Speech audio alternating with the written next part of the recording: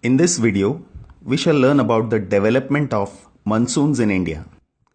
Well, the monsoons in India are experienced in the tropical area, roughly between 20 degree north and 20 degrees south.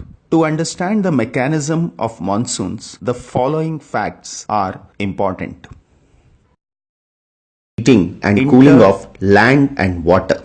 Second, the shifting of ITCZ. Third, the presence of the high pressure area east of Madagascar.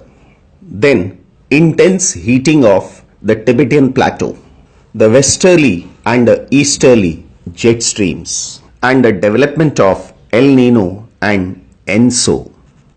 Differential heating and cooling of land and water. This creates a low pressure on the landmass of India, while the seas around experience comparatively high pressure. And we have learnt about this in the first part. So we directly go to the next part, and that is shifting of the ITCZ zone.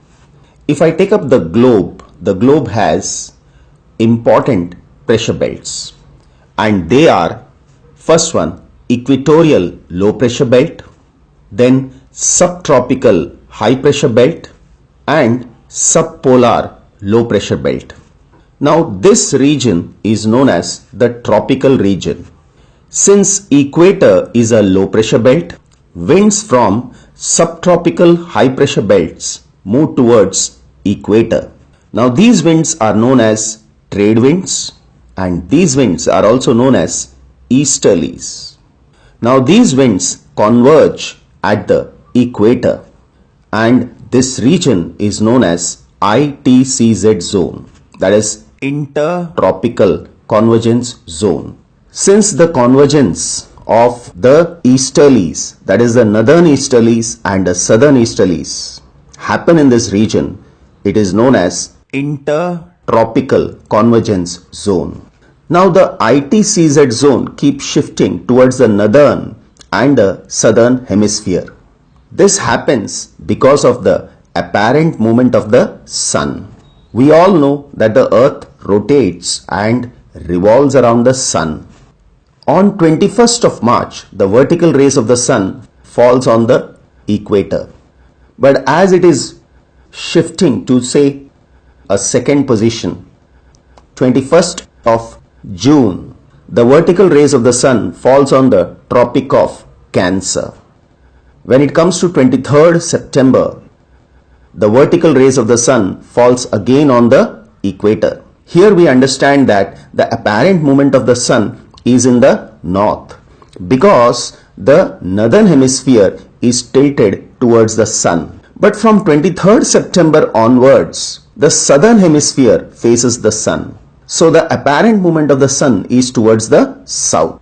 So here, when we come to 22nd December, the vertical rays of the sun falls on the Tropic of Capricorn. And once again, when we come to 21st March, the vertical rays of the sun falls on the equator. So from 21st March till 23rd September, the vertical rays of the sun falls in the northern hemisphere, and the apparent movement of the sun is in the north. Now this shifting of the ITCZ zone is very useful, and it brings rain in India. So from 21st of March till 21st of June, we have seen that the apparent movement of the sun is from equator towards Tropic of Cancer, and Tropic of Cancer passes through the middle of India. So there is a shift of the position of the Intratropical Convergence Zone in summer over the Ganga plain in India. This is the equatorial trough, normally positioned about 5 degree north of the equator.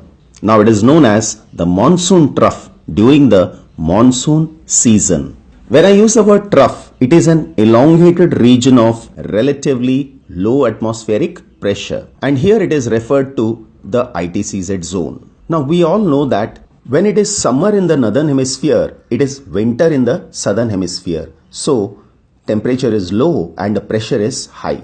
Now these high pressure winds starts moving from southern hemisphere towards northern hemisphere.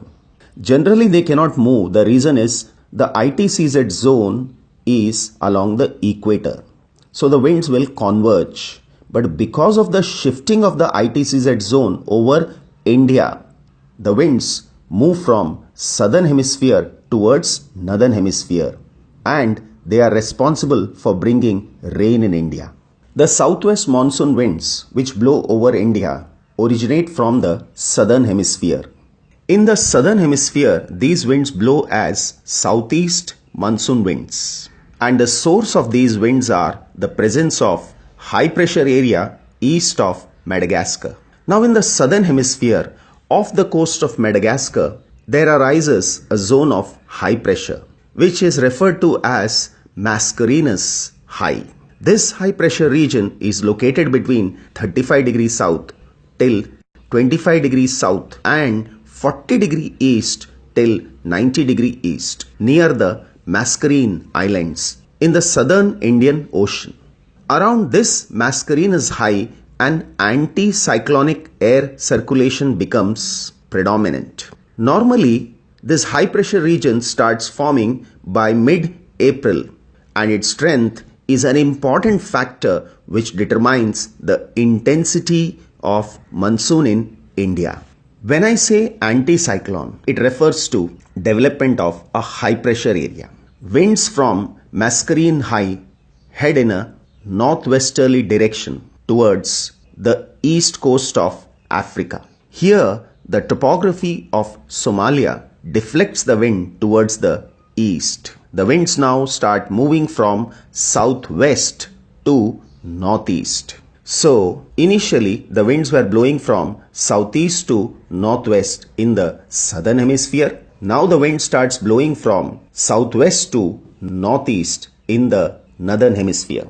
Another important factor instrumental in the development of monsoon winds are the intense heating of the Tibetan plateau. So in summer, the Tibetan gets intensely heated. The air across the plateau rises, creating a zone of low pressure that sucks in moist air from the Bay of Bengal and the South China and Arabian Sea, bringing rain to most of Asia.